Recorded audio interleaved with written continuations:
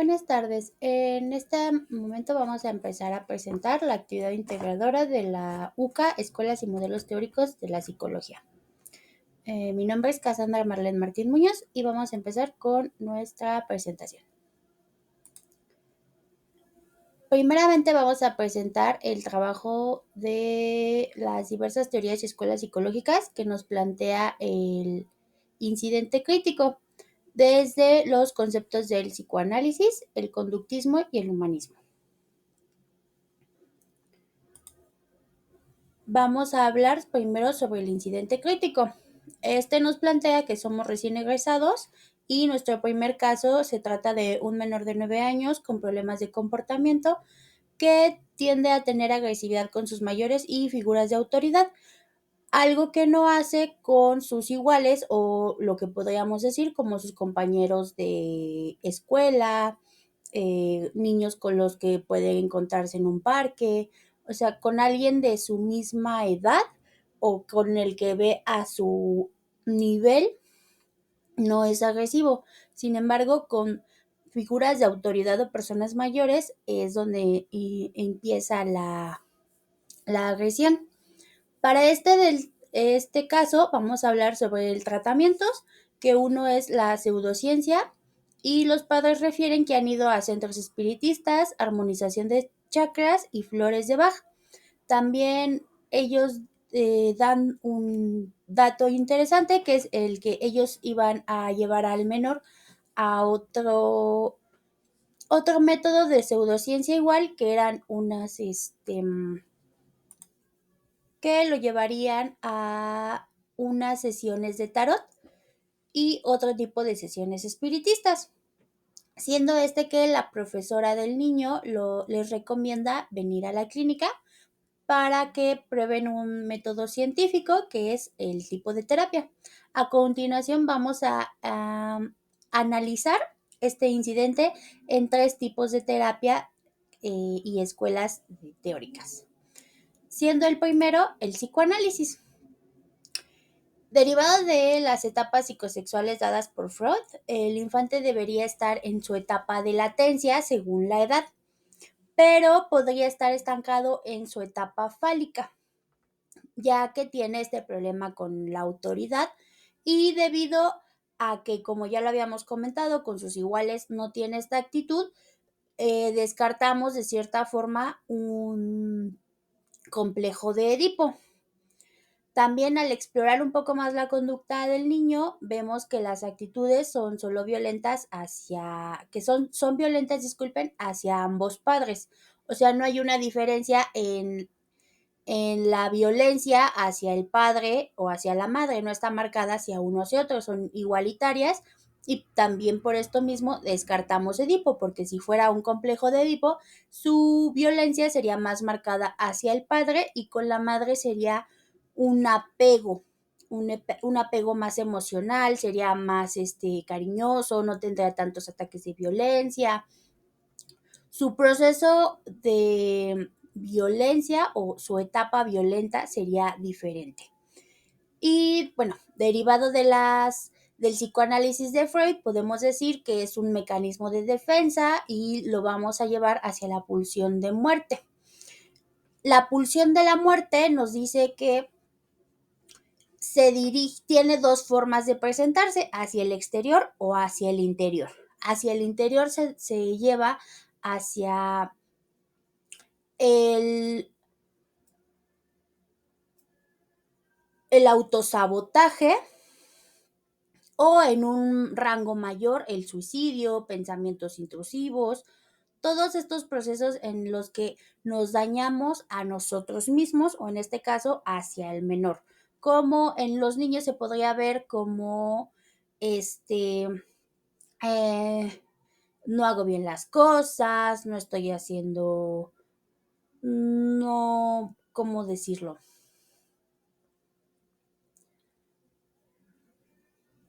Ajá, no tiene un buen desarrollo en la escuela, no se presenta bien, no tiene buenas calificaciones, etcétera, etcétera. Como aquí el pulso de pulsión de muerte o el mecanismo de defensa es hacia el exterior, que es con la violencia hacia los adultos, Es ahí donde vemos que puede tener un problema mayor el pequeño.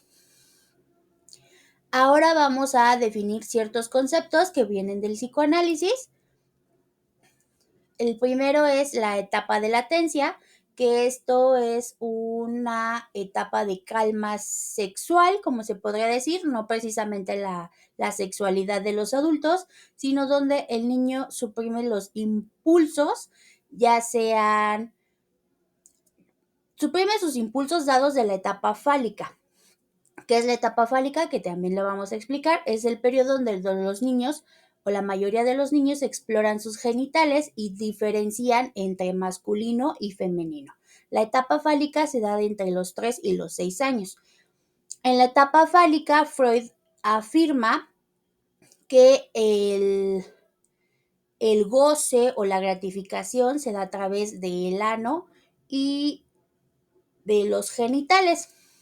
De ahí sigue, ahora sí, la etapa de latencia, que es donde se calma, tenemos esta calma sexual que ya no viene la gratificación de los genitales, sino que suprime estos impulsos y comienza a entrar en los comportamientos socialmente aceptados.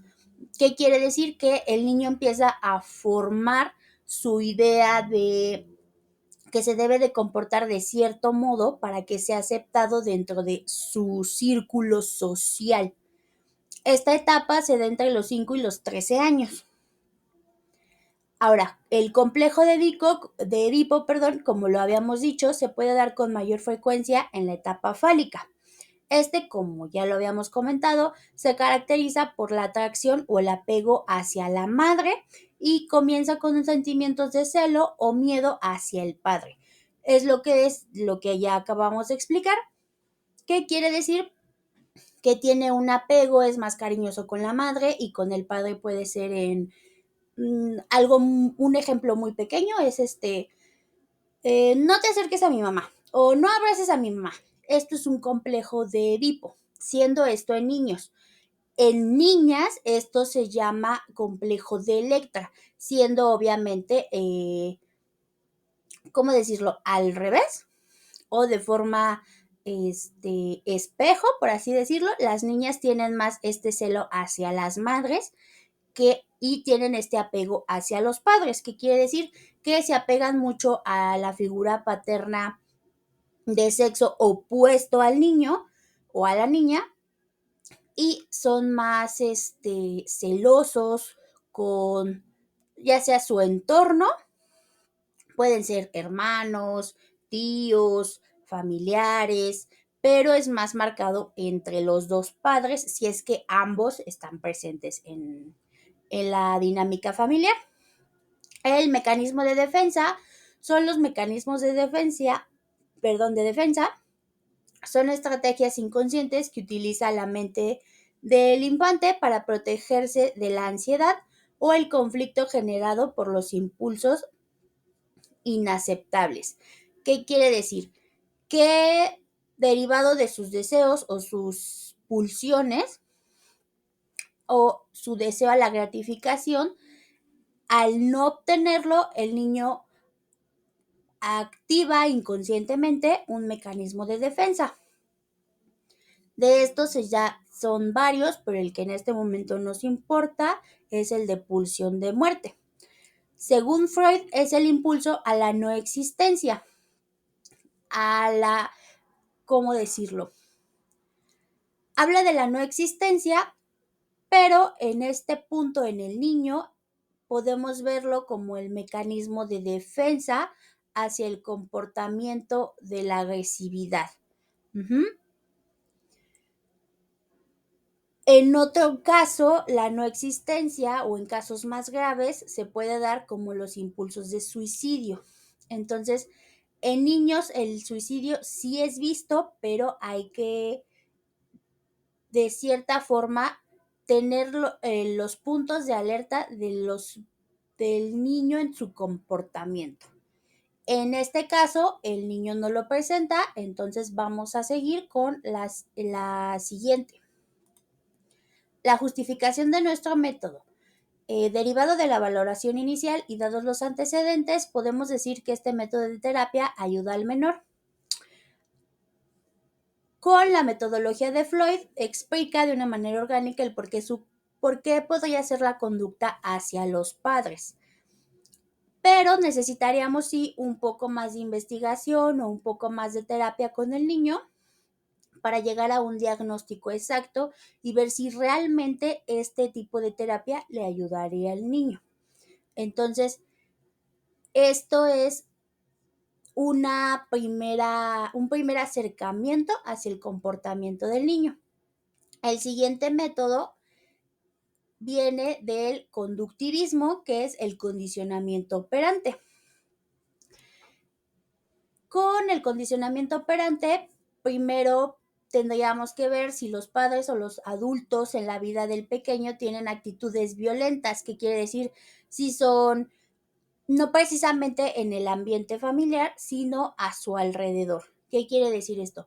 Que si el niño ve violencia en los padres al salir a la calle, al relacionarse con otros, si tienen diferentes actitudes violentas, pasivo-agresivas dentro del mismo núcleo familiar, todas estas pequeñas banderas rojas que vamos viendo por la sociedad, hay que ver si los padres tienen este comportamiento y si el niño está viendo ese comportamiento. Si no se nos da esta información, de cierta forma no es necesaria en el condicionamiento operante saber si está o no, porque debido al condicionamiento y al tipo de método, Skinner nos dice que esta conducta de la agresión que tiene el niño se puede cambiar con el moldeamiento de la conducta, con los tipos de reforzamientos, ya sean negativos o positivos, y con el castigo. Castigo de igual forma positivo o negativo. Ahora vamos con la definición de los conceptos. Primero, obviamente, moldeamiento de la conducta es el paradigma de aprendizaje ligado al condicionamiento operante. Este es un procedimiento progresivo donde se busca cambiar la conducta del individuo, en este caso del pequeño. Se busca cambiar que quite esa agresividad hacia los adultos o hacia las figuras de autoridad. El reforzamiento negativo es cuando se estimula cuando se elimina un estímulo para buscar un comportamiento. ¿En qué sentido? Vamos a quitar algo que al niño no le gusta con la condición o con la premisa de que deje de ser violento. También existe el reforzamiento positivo. Se trata de dar algo u ofrecer algo con tal de que una conducta se mantenga dentro de lo esperado.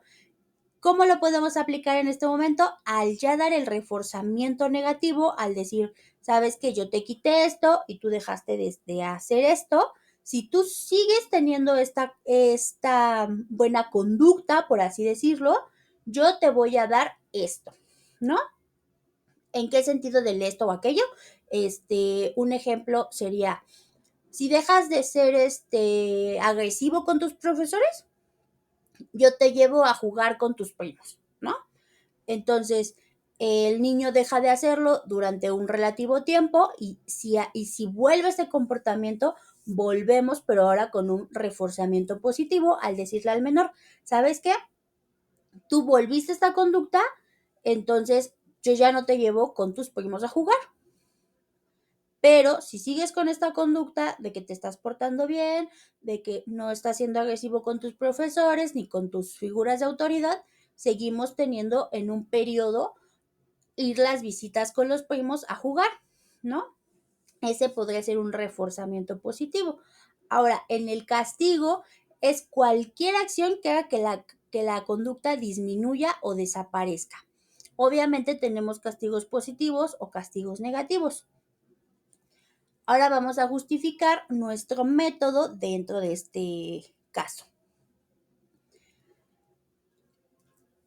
En la justificación del método, como ya lo habíamos dicho, no necesitamos, como en el psicoanálisis, saber exactamente por qué el menor tiene esta conducta.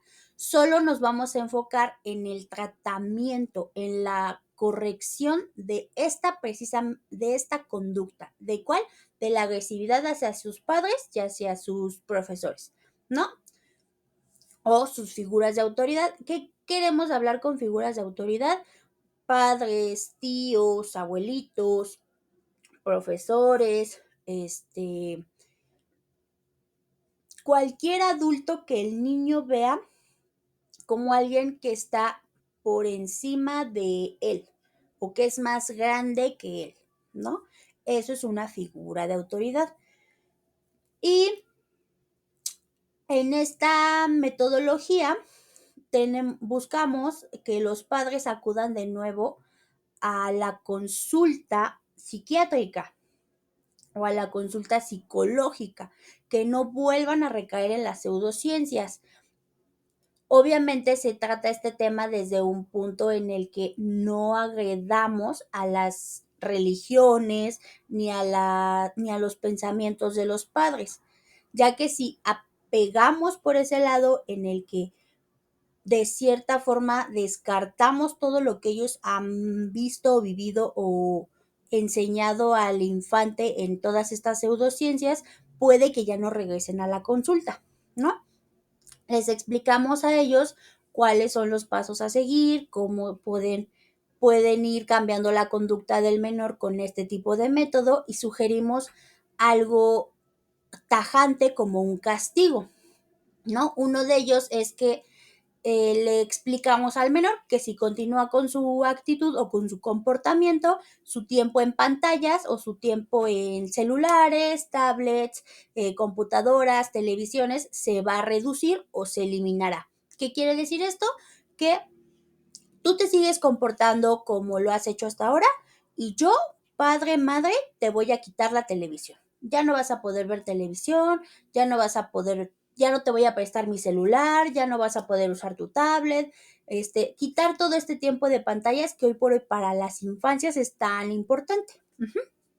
Ahora vamos con el último método que viene del lado del humanismo.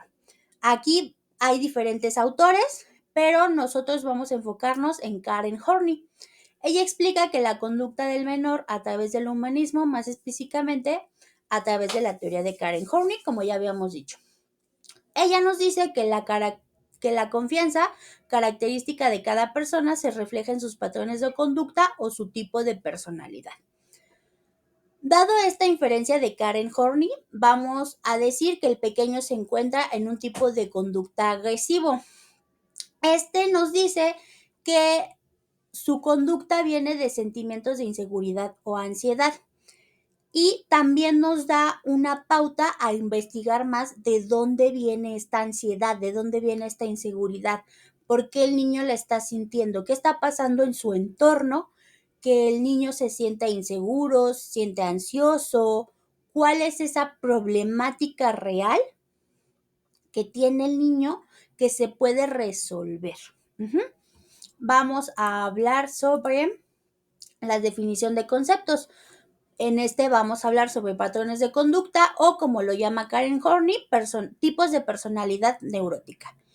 En este caso, aquí describe como la manera en que las personas buscan la seguridad y afrontan las implicaciones de su entorno. ¿Qué quiere decir esto? Que los patrones de conducta o los tipos de personalidad neurótica se dan cuando un paciente o una persona está en un estado de vulnerabilidad, por así decirlo, y busca esta manera de afrontar estas percepciones de la vida, ¿no? La ansiedad, la inseguridad, en este caso con los niños. Pero hay diferentes tipos de conducta o tipos de personalidad. En este caso vamos a hablar sobre la conducta agresiva, que es la que presenta el menor. Esta conducta se da cuando la idea que el entorno es simple, es y será, perdón, siempre hostil. Ante esta postura, su conducta se vuelve hostil. ¿Qué quiere decir? El niño percibe que su entorno es hostil y él se tiene que volver hostil para poder encajar en en este círculo social, por así decirlo. En su mente es, si yo no me vuelvo hostil, me van a herir, me van a lastimar y entonces tengo yo que ser hostil para que no salga yo lastimado. También nos habla que esta agresividad u hostilidad se presenta comúnmente hacia los padres. En los niños, en adultos es diferente, porque en adultos se vuelve más de mi entorno es hostil, yo soy hostil y si yo soy hostil con todos, no importa quién sea, ellos ya no van a ser hostiles conmigo. O yo ya no saldré lastimado a través de la hostilidad de los demás. Vamos a hablar sobre también los sentimientos de inseguridad. Estos se perciben en algunos niños. Los niños en el sentimiento de inseguridad, al percibirse o al verse en un ambiente hostil o inseguro, los niños no creen que están recibiendo el afecto necesario, ya sea de sus padres, de sus cuidadores, de todas estas figuras de autoridad. También no se sienten aceptados, no sienten que les estén dando esta seguridad, no se sienten cuidados, como podríamos decir, no se sienten apapachados, no se sienten seguros. Por eso vienen estos sentimientos de inseguridad y derivan en una ansiedad. Horney considera la ansiedad como el sentimiento a peligros reales o imaginarios. ¿Qué quiere decir esto? Que el tema es muy subjetivo, es mucho de cómo yo veo las cosas y pueden no ser así en la realidad. Sobre todo en niños puede venir de, ay, es que, un ejemplo, ¿no? Pepito me dijo que soy fea. Y ahora como Pepito me dijo que soy fea, yo me siento triste y yo estoy decaída, ansiosa, porque es que Pepito me dijo que si soy fea, nadie me va a querer.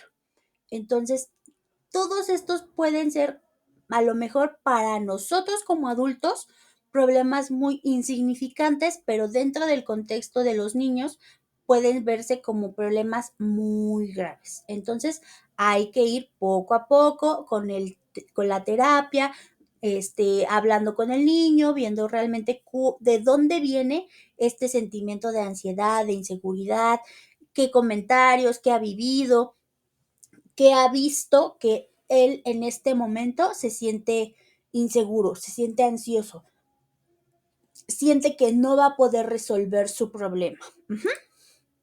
Ahora, vamos a justificar nuestro método. Este nos explica el por qué el niño se muestra hostil hacia las figuras de autoridad y no hacia sus similares. También nos dice que se encuentra en un estado de ansiedad o angustia y deriva en una conducta neurótica de agresividad. En el modo de tratamiento daremos la respectiva terapia que buscan los padres y daremos las herramientas para que estos puedan corregir el sentimiento presente en el infante y así desaparezca el sentimiento de angustia o ansiedad. Lo que hablábamos, hay que explorar dentro de la terapia de dónde viene. ¿De dónde viene la ansiedad, la angustia? Esto de no sentirse suficiente o de no sentir que no puede confiar en sus padres o en sus figuras para decirles realmente cómo es que se siente y por qué está siendo agresivo con ellos. Hay que, como lo habíamos dicho, hay que explicarle al menor que sus figuras de autoridad y sus padres estarán presentes cuando él lo necesite y así si es que tiene algún problema. Ahora, ¿cuál podría ser el modelo de la psicología más pertinente dado el caso? En, en este caso o en mi percepción personal sería el método de Horney, ya que es el más pertinente. ¿Por qué? Porque los, los demás modelos nos hablan de que puede venir derivado de una conducta de los padres hacia el menor. ¿En qué sentido? En si los padres no lo cuidan, si los padres son violentos con el menor, pueden ser que el menor viva violencia intrafamiliar, pero como esta teoría de Horney es muy subjetiva, como ya lo hablábamos, puede ser que la problemática real sea esta, como este ejemplo, ¿no? Que decíamos que Pepito me dijo que soy fea y nadie me va a querer, ¿no? Entonces, ese tipo de problemas o de, ¿cómo explicarles? De problemáticas que viven los niños día a día pueden ser los que lleven a este tipo de agravios, ¿no? Como lo vemos en un ejemplo más real con el bullying. Ujú. Porque los niños todos los días al ir a la escuela son de cierta forma buleados o son de cierta forma molestados y el bullying en algún punto o el acosador en algún punto le dice, si tú le dices a tu mamá, ya no te va a querer. Si tú le dices a tu papá, pues ya no va a confiar en ti. Si tú le dices a la profesora, este, no te va a creer porque yo saco buenas calificaciones y tú no. ¿No? Entonces hay que ver de dónde viene toda esta conducta agresiva, cuáles son los problemas que tiene, que el niño se vaya sintiendo cómodo en la terapia y vaya explicando qué es lo que le está pasando en su día a día. ¿Por qué nos hace mayor efecto, o en mi caso, por qué resueno más con la teoría de Horney? Es porque en virtud de los padres, ellos han buscado solución a este problema. Llevan un tiempo prolongado buscando una solución. Sí, no han sido las correctas, por así decirlo, pero muchos entran en el sentido de que es la opción más rápida que encuentre. ¿Por qué? Porque hoy por hoy en la sociedad queremos que todo sea rápido, que todo salga.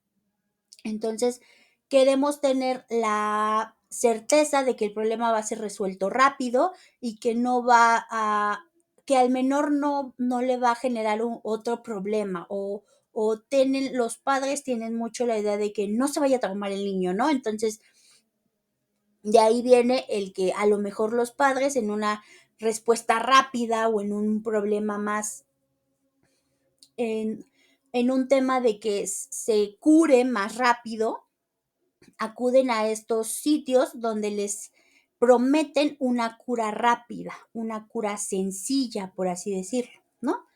Entonces, por eso, en este caso personal, para mí la mejor teoría sería la de Horney.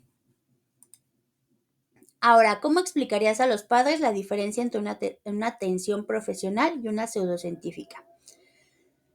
Pues como ya lo hablábamos, diferenciando qué nos está dando la pseudociencia y qué nos está dando la atención formal, ¿no? ¿Qué les dio la pseudociencia? Promesas. ¿Promesas en qué sentido? Yo te prometo que, un ejemplo, ¿no? Si tú lo traes a las armonizaciones con ¿qué decían ellos? Que armonizaciones de chakras, ¿no?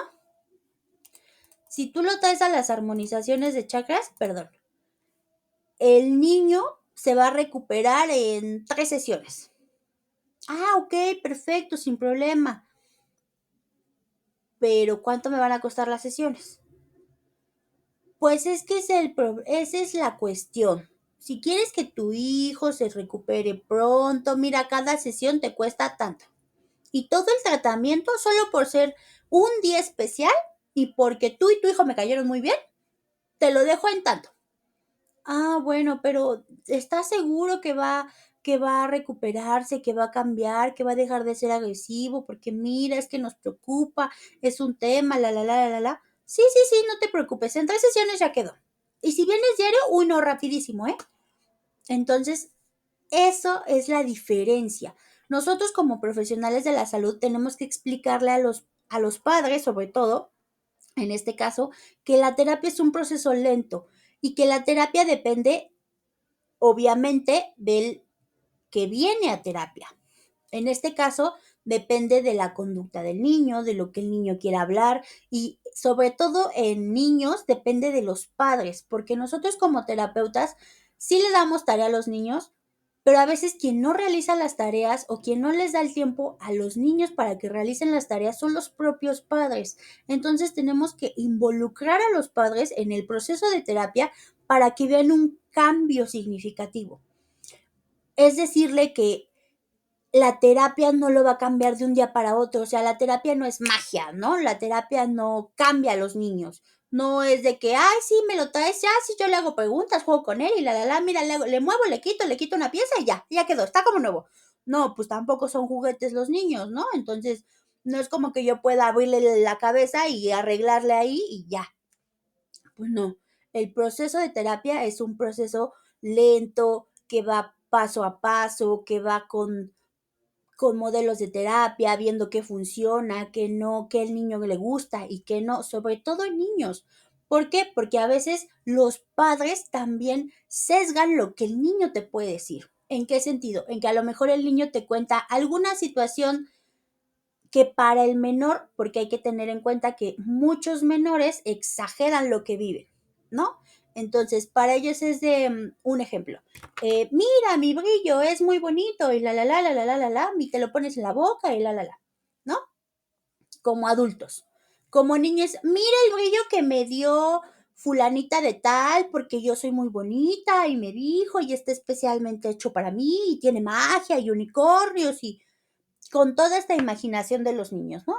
Entonces, de ahí viene el que también los padres quieran sesgar la información que los niños nos dan, porque a lo mejor para los padres, con esta malicia que ya tienen los adultos, quieren cambiar el discurso del menor, en el sentido de que muchos padres les preguntan a los menores, ¿y qué le vas a decir al terapeuta?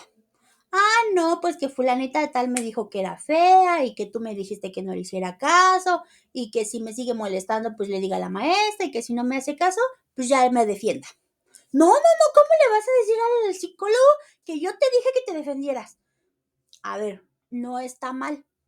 No está mal que un niño se defienda, obviamente sin llegar a la violencia. Si ya le diste también tú como padre las herramientas para que vaya con un adulto o con una persona responsable y vea de dónde viene el problema, si este adulto, obviamente que es el responsable, no se toma el tiempo de escuchar a los menores o de ver cuáles son las situaciones que están pasando, entonces sí se defiende uno, pero hay que explicarle al menor cómo se debe de defender sin violencia.